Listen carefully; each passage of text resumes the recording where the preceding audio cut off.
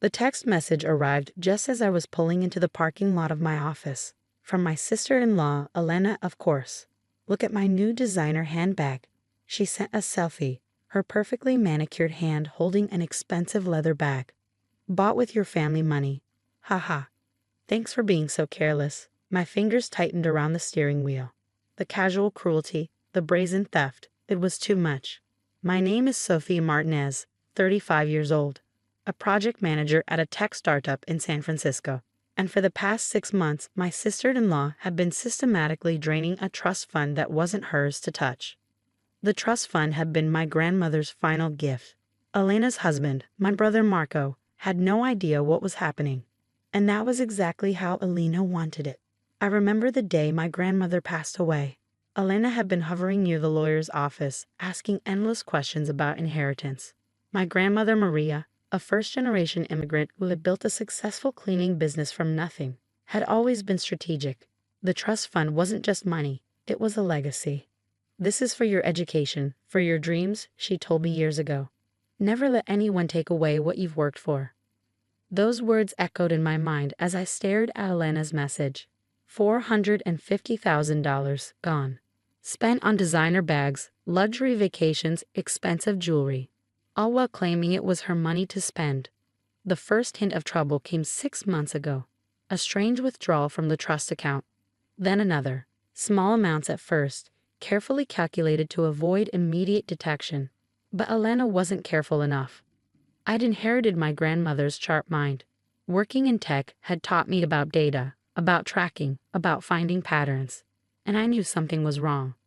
Mr. Rodriguez, my grandmother's longtime lawyer, had been the first to raise a red flag. Someone's been accessing the account, he told me during our confidential meeting. But the signatures don't quite match. Elena had forged documents, carefully, meticulously, but not perfectly. My brother Marco was oblivious. A construction worker who trusted his wife completely.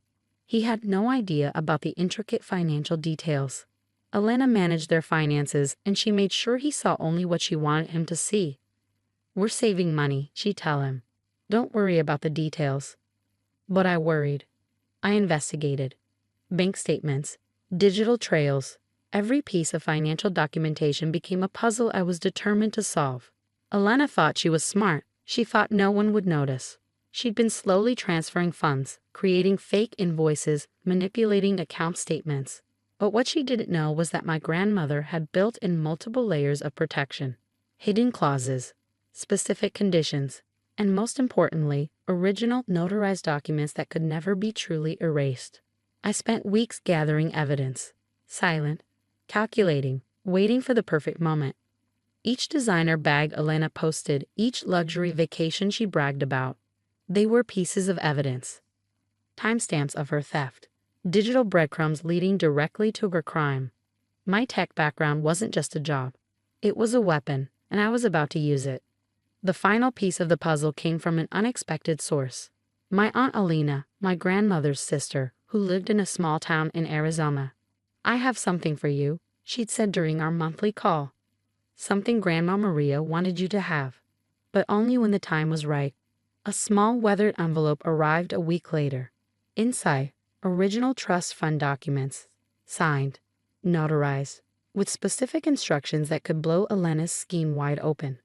My grandmother, always 3 steps ahead, had anticipated something like this might happen. The documents revealed everything, specific conditions about the trust fund, restrictions Elena had completely overlooked in her rush to steal the money. I knew what I had to do, but timing would be everything. I screenshot Elena's messages, compiled the bank statements, gathered every piece of digital evidence. Mr. Rodriguez confirmed what I already suspected. Elena's actions weren't just unethical, they were potentially criminal.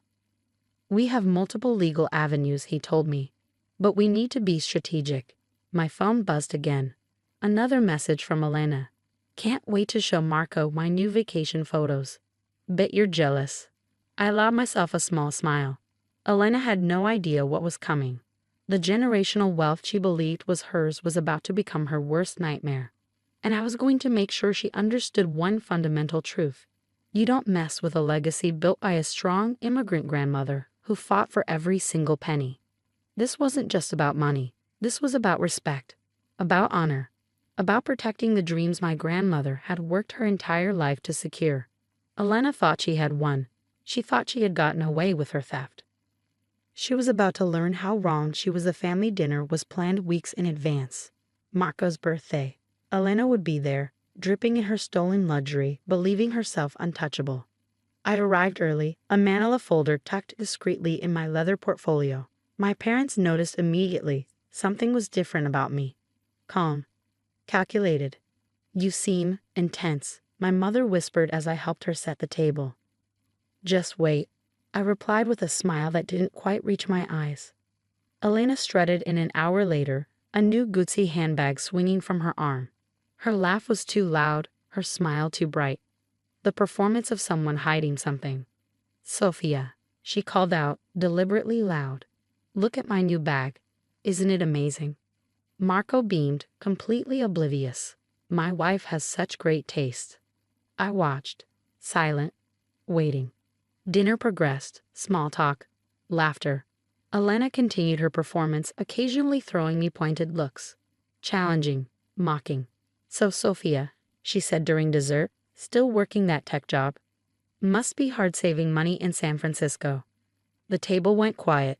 A classic Elena move, always trying to belittle, always trying to create tension.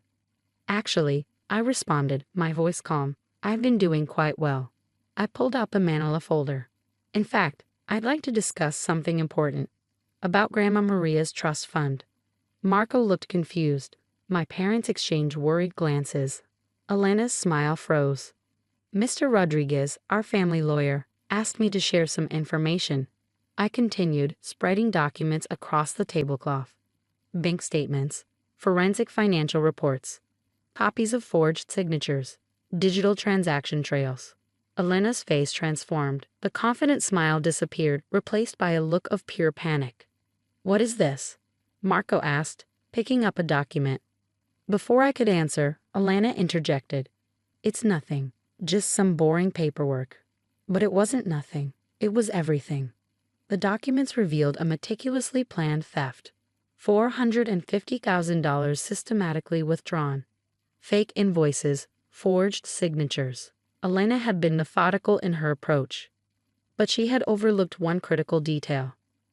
My grandmother's original trust document contained a unique clause, a protection mechanism she had crafted decades ago, anticipating potential family conflicts.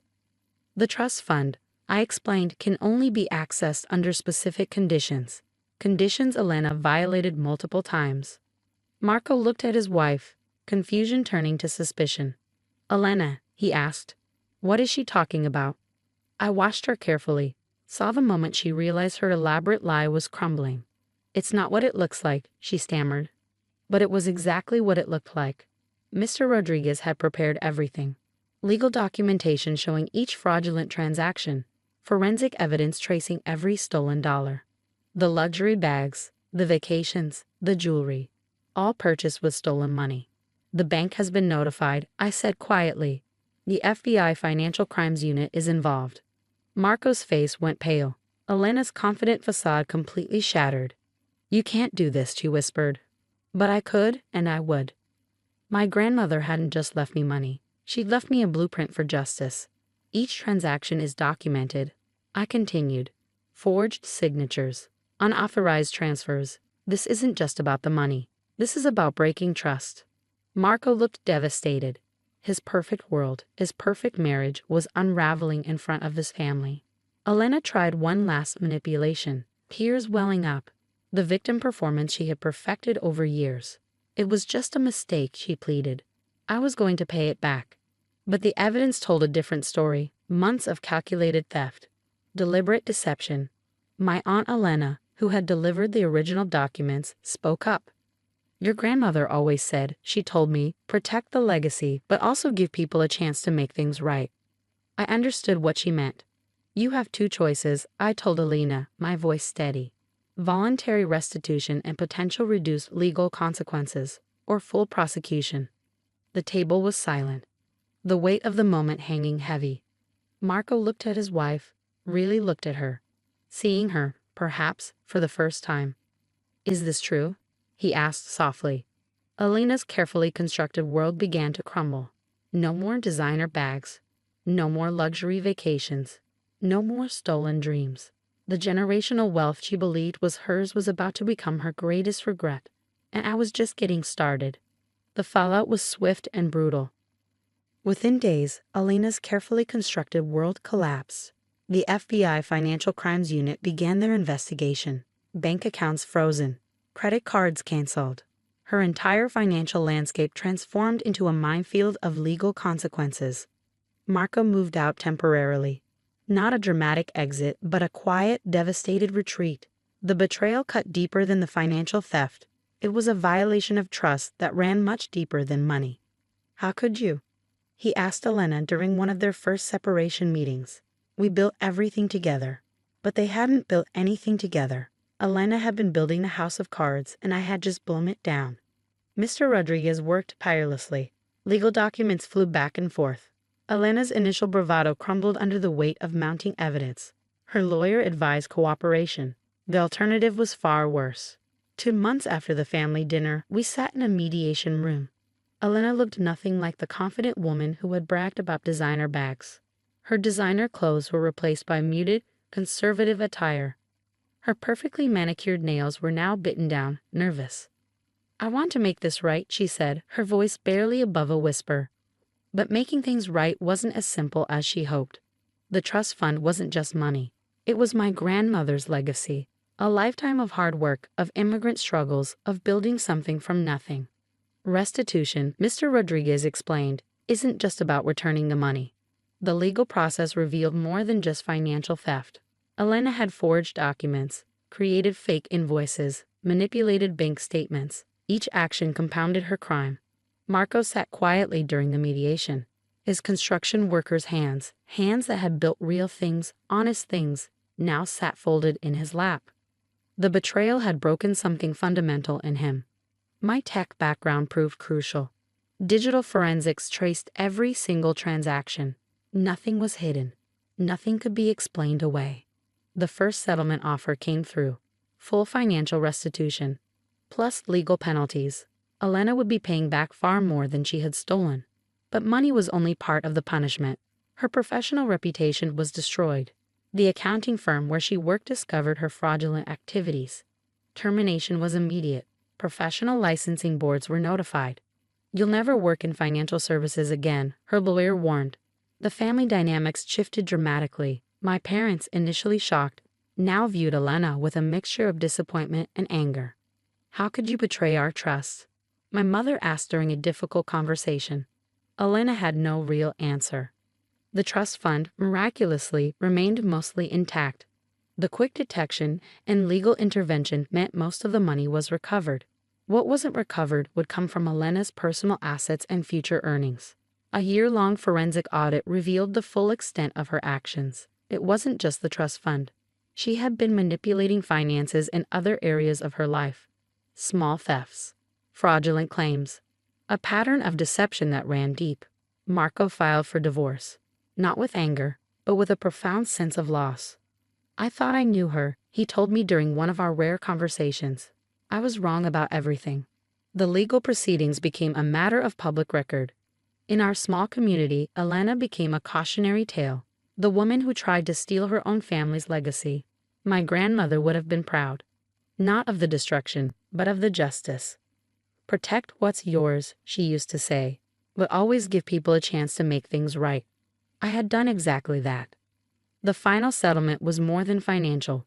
It was about restoring dignity, about showing that generational wealth isn't just about money. It's about trust, integrity, and respect.